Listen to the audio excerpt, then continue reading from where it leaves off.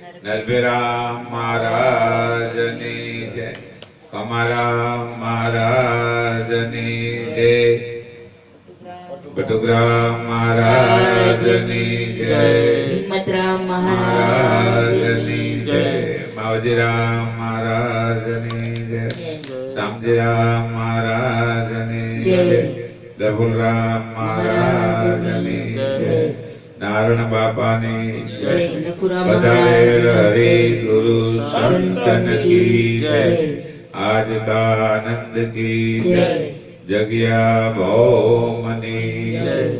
ખૂબ ખૂબ ધન્યવાદ.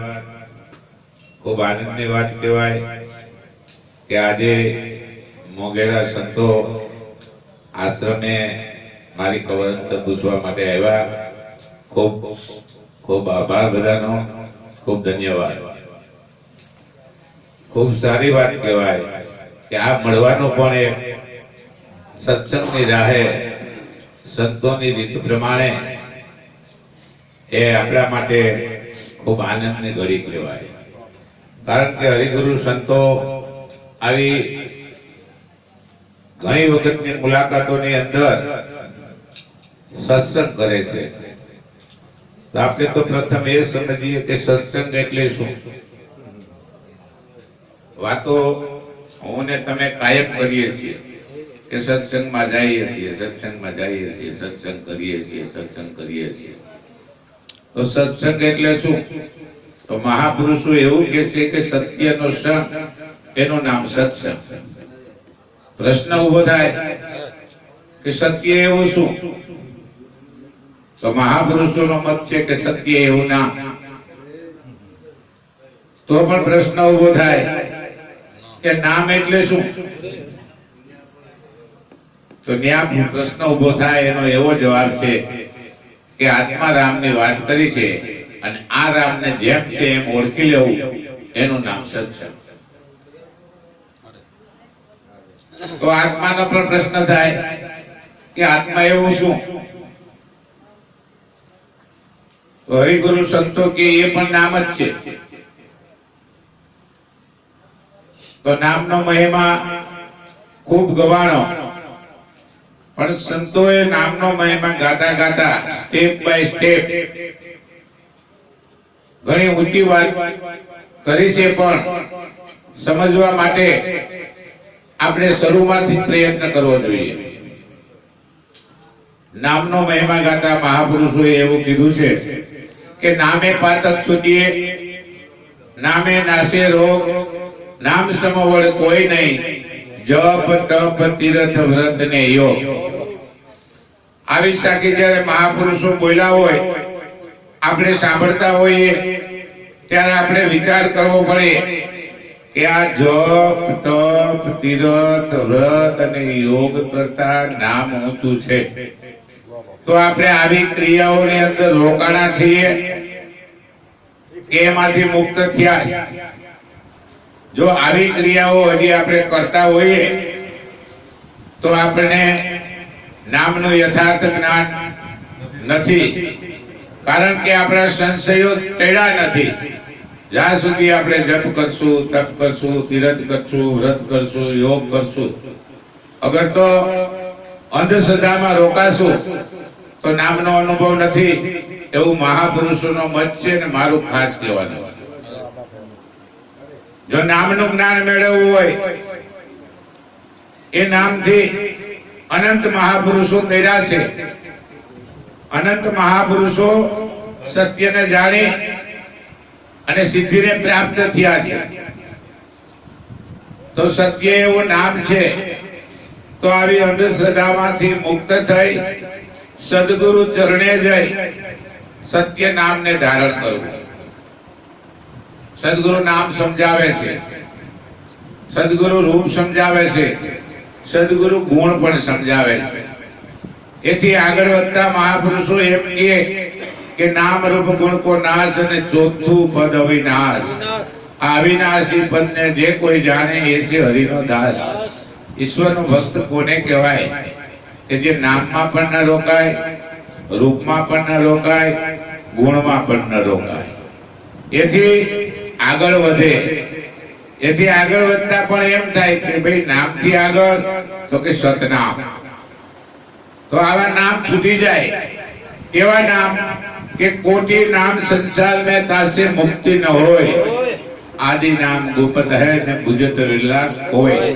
જો આમાં કોઈની વાત કરી છે એમાં વારો આવે તો ધન્યવાદ છે, અને વારો ન આવતો હોય અને બીજા પ્રપંચ ભરેલા નામોની અંદર જો ક્યાંક રોકાણા હોય, રાજારામ બાપુ, માવજી બાપુ, પ્રફુલ્લરામ, તો એમાંથી આગળ વધવાની જરૂર ખરી.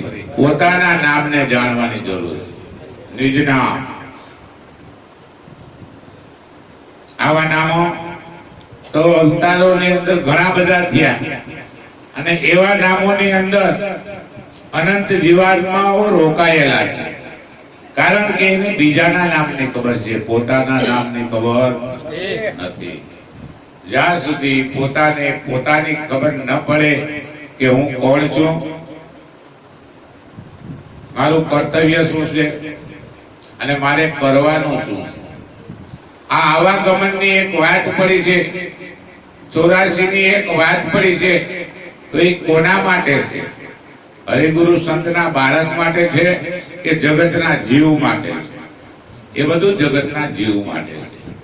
હરિગુરુ સંતનો બાળક સદગુરુનું ચરણ સેવે એટલે સદગુરુ એને આત્માનો સાક્ષાત્કાર તે જ ક્ષણે કરાવે.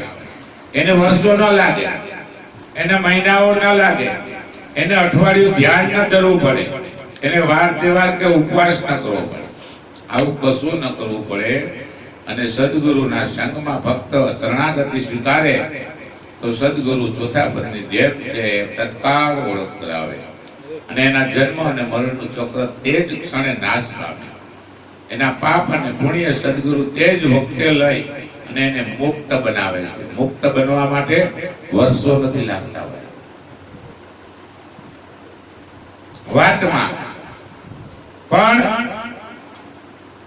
આપણે માયાને સમજ્યા, આપણે રૂપને સમજ્યા, તો રૂપમાંથી આપણી દ્રષ્ટિ હટી કે કેમ? જો હટી હોય અને એમાં ફસાતા ન હોય, એમાં લપટતા ન હોય, એને પકડી જકડીને બેસતા ન હોય, તો આપણે મુક્ત છીએ. બાકી રૂપ અને સૌંદર્ય તરફ આકર્ષણની અંદર જો રોકાઈએ તો માયાના બંધનમાં થઈએ, એવું મહાપુરુષોનું મત છે. એ બંધનમાંથી મુક્ત ક્યારે થવાય, એના માટે પણ મહાપુરુષોએ રીત બતાવી છે. કેવી રીત બતાવી કે બહાર કી દ્રષ્ટિ બંધ કર, અંતર દ્રષ્ટિ ખોલ. જ્યાં સુધી આપણી દ્રષ્ટિ બહિર્મુખ હશે ત્યાં સુધી રૂપ ને રંગ જોશે જોશે ને જોશે, અને એ રૂપ અને રંગ જોયા પછી એના તરફ કંઈક ને કંઈક આકર્ષણ થાય. એ ઇન્દ્રિયોનો ગુણધર્મ છે, પણ ઇન્દ્રિયોથી જો પર ઉઠવું હોય તો મનને સ્થિર કરવું પડે, અને જ્યાં સુધી અંતર્મુખ દ્રષ્ટિ ન થાય ત્યાં સુધી મન સ્થિર ન થાય. તો મન મન મન મન એવી એક મોટી વાત પડી છે. મહાપુરુષો, જ્ઞાની પુરુષો એ મંતવ્ય ઉપર પહોંચ્યા કે જો સમજણના ઘરમાં તું જતો રહે ને તો મન જેવું કઈ છે નહીં. કારણ કે સ્થૂળ દેહની સાથે સંકળાયેલું જે મન છે એ સૂક્ષ્મ દેહની અંદર મન બુદ્ધિ ચિત્ત ને અહંકાર. મહાપુરુષોએ મન બુદ્ધિ ચિત્ત ને અહંકાર માંથી પણ બહાર નીકળી આગળ વધ્યા છે. મનને સ્થિર કરવા માટે અનંત મહાપુરુષોએ અનંત ભજનો દ્વારા આપણી સુરતાને આગળ લઈ જવાનો પ્રયત્ન કર્યો. જ્યાં સુધી શબ્દના જંગલની અંદર, શબ્દના વનની અંદર શબ્દની જો પારખ ન થાય, એટલે કે આત્માની જો પારખ ન થાય તો ભૂલ ભરેલા શબ્દની અંદર પણ આપણે રોકાવું પડે. એટલે મહાપુરુષો કહે છે કે શબ્દ કેરા સારમાં હું આવ્યો છું વ્યવહારમાં, જેમ ગોઠવ્યા કાપડમાં તાર આત્મા રે આત્મા. હું એવો છું, હું અજન્મા છું, હું નિર્લેપ છું, હું નિરઅવયવ છું, હું નિરંજન છું, હું નિરાકાર છું, હું શબ્દમાં પણ આવતો નથી. અને આવું છું તો ઈશારો કરી મારા મૂળ ઘરમાં, શૂન્ય ઘરમાં હું સ્થિર થઈ જાઉં છું. કારણ એ શબ્દ જ્યાં સુધી ઉઠે છે ને ત્યાં સુધી સુરતાને પણ દોડ છે. મહાપુરુષોના મત મુજબ જેનું શબ્દ પણ સ્થિર થઈ ગયું, એનું મન પણ સ્થિર થયું, અને જેનું મન સ્થિર થાય એનો પવન પણ સ્થિર થાય. હો ભાઈ, જ્યાં સુધી મન અને પવન સ્થિર ન થાય, જ્યાં સુધી દોડ ને સંકલ્પ ને સંશયો દૂર ન થાય, ત્યાં સુધી સત્વ બુદ્ધિ બનતી નથી. અને જ્યાં સુધી સત્વ બુદ્ધિ ન બને ત્યાં સુધી ઈશ્વરના નામનો એટલે કે આત્માનો એટલે કે પરમાત્મામાં પ્રેમ પ્રગટ ન થતો.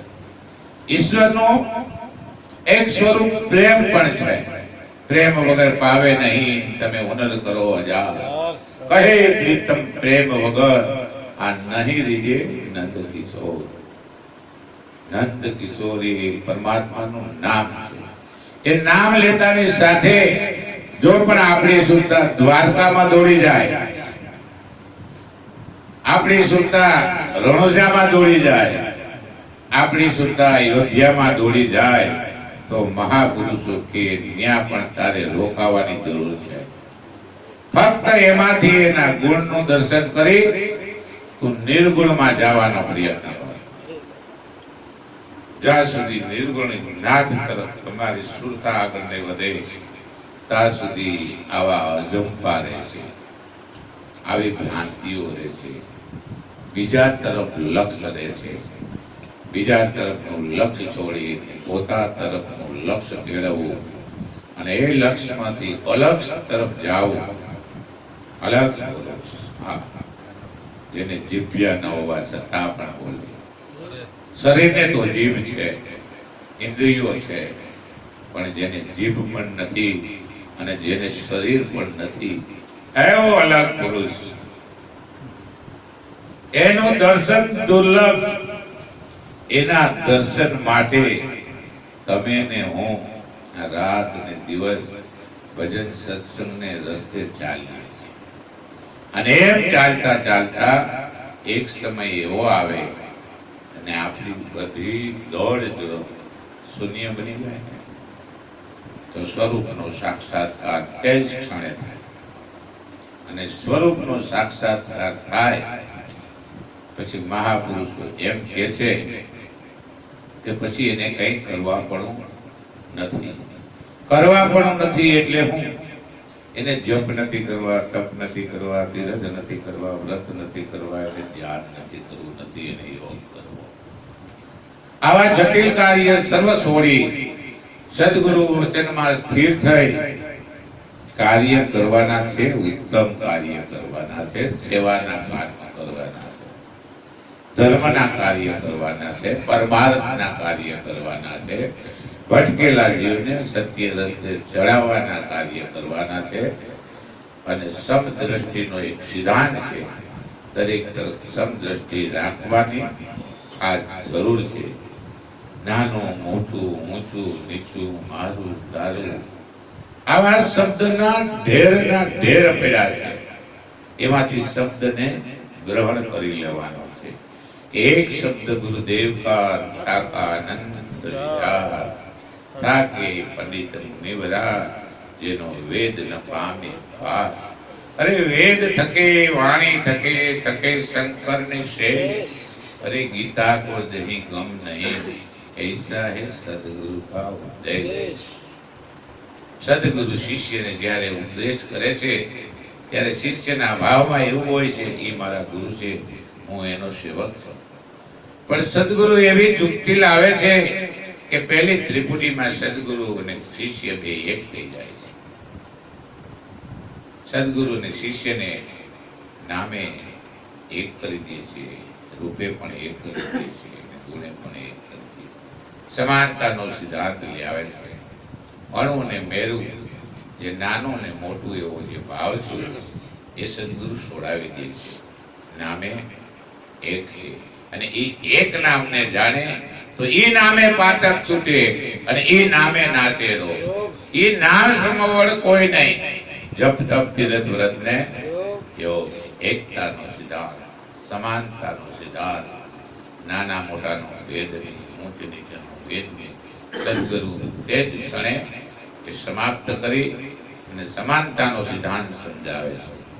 અને એ સમાનતાના સિદ્ધાંત ઉપર જેની શુદ્ધતા જાગૃત થઈ જાય અને શબ્દનો સાર જો ગ્રહણ કરી લે તો એ સાર જે છે એમાં લક્ષ્ય રાખવાથી પોતાની ખબર પડે કે હું દેહ નથી, હું 5 તત્વનું શરીર નથી, હું 3 ગુણ નથી, હું તો 5 તત્વ પછી પ્રકૃતિ 3 ગુણથી પર છું. એનો દેહાધ્યાસ છૂટે. પણ મનની જે વૃત્તિઓ છે, સત વૃત્તિ અને અસત વૃત્તિ, એ અસત વૃત્તિ જો તૂટે તો સત વૃત્તિમાં એ સ્થિર થાય. અને સત વૃત્તિ જે છે એ સત વૃત્તિને શરીર પણ નથી, એ સતત છે. એ વૃત્તિ જો સત્ય રૂપ બની જાય તે સુરતા જાગૃત થઈ ગઈ અને સ્વરૂપમાં એ સ્થિર થઈ જાય અને પોતાના સ્વરૂપનું ભાન થઈ જાય કે હું આત્મા છું, હું આત્મા છું, હું ક્યાંયથી આવ્યો નથી અને મારે ક્યાંય જવા પણ નથી. આવો દ્રઢ નિર્ણય જેની સમજમાં બેસી જાય ને પછી એને કઈ કરવા પણ નથી. જન્મ અને મરણની ભ્રાંતિ તત્કાળ તૂટી જાય. સાહેબોના શબ્દ યાદ આવે કે જન્મ મરણ તે દેહનું કાર્ય, સુધા પીપાસા પ્રાણ, સંકલ્પ વિકલ્પ એ મનનું કાર્ય અને તું છે શુદ્ધ ભગવાન. પોતે પોતાના શુદ્ધાત્મા નો અનુભવ થયા પછી આ જન્મ અને મરણની ભ્રાંતિ મટી જાય. ભૂખ અને તરસ ગુણધર્મ છે કે પ્રાણ હાલે તો ભૂખ અને તરસ લાગે તો હું પ્રાણ પણ નથી, હું શરીર પણ નથી, હું મન પણ નથી, હું ચિત્ત પણ નથી. જે સ્થૂળ દેહ, સૂક્ષ્મ દેહમાં મન બુદ્ધિ ચિત્ત ને અહંકાર, એ સૂક્ષ્મ દેહ તે પણ હું નથી. કારણ જે ક્રિયા છે ફક્ત ઓહમ ને સોહમ ની જે ક્રિયા છે જેને દમ અને કદમ પણ કહેવાય, એ દમ કદમ ની ક્રિયાને પણ જાણનારો પોતે સાક્ષી સ્વરૂપ સ્વયંભૂ સિદ્ધ આત્મા છે. આવો અનુભવ થાય એને પછી ભટકવું નથી પડતું, એને કંઈ કરવું પડતું નથી.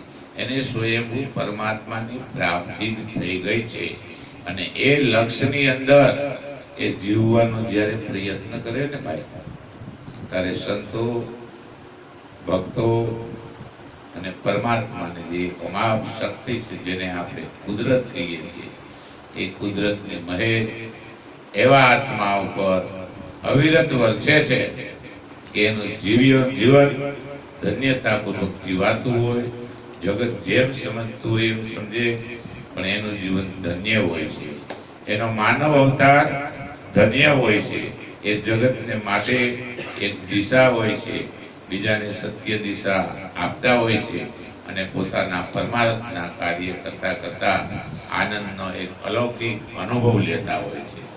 તો મનુષ્ય જન્મ મળ્યો, ગુરુનો સંગ મળ્યો, સત્ય જ્ઞાન પ્રાપ્ત થયું અને જો કદાચ બધાને આનંદ જ હોય છે છતાં પણ ક્યાંય પુણે કાંઠે પણ ભ્રાંતિ હોય ને તો સત્સંગમાં જવાથી, સંતોનો સંગ કરવાથી, સંતોના બાળક બની એના ચરણોમાં પ્રશ્ન પૂછવાથી આપણી જે અહંકારની એક ગાઢ છે ને તૂટી જાય. અને એ ગાઢ જેની તૂટી ગઈ એના ઉપર સંતો કૃપાવાન બને છે અને એ પણ દિવ્ય જીવન જીવતા થઈ જાય છે. એવો સંતોનો મત છે. એનો મારો જાત અનુભવ છે ને હું મારો જાત અનુભવ કરું છું. લક્ષમાં લેવાય તો લેજો, જીવનને ખૂબ ધન્ય બનાવજો. આ જીવનની અંદર આ એક લાવો લેવાનો વખત મળ્યો છે. બીજા કોઈ અવતારની અંદર આવું લાવો ન મળે, આવું દર્શન ન થાય, આવી દિવ્યતા પ્રાપ્ત ન થાય અને આવું જીવન ન મળે. કારણ કે 3 યોનિના જીવનની અંદર મુક્તિનો માર્ગ નથી. મુક્તિનો માર્ગ મનુષ્ય દેહ દ્વારા જ પ્રાપ્ત થાય છે અને સંતોના સંગ દ્વારા પરમ પદની પ્રાપ્તિ થતા ખૂબ આનંદનો અનુભવ થાય છે. કે આનંદ લેવો હોય તો હરિગુરુ સંતના સાનિધ્યમાં રહી આપ જીવન જીવો. એ જ આજના દિવસે મારી પ્રાર્થના છે. અમે તો સુખી થઈએ, કુદરતની કૃપા છે, ગુરુની કૃપા છે. તમે પણ ગુરુની કૃપાવંત બનો, કુદરતની કૃપાવંત બની પાવન જીવન જીવો. એ જ અભ્યતા. બોલો સદગુરુ મહારાજ. જય હો. ખૂબ ધન્યવાદ.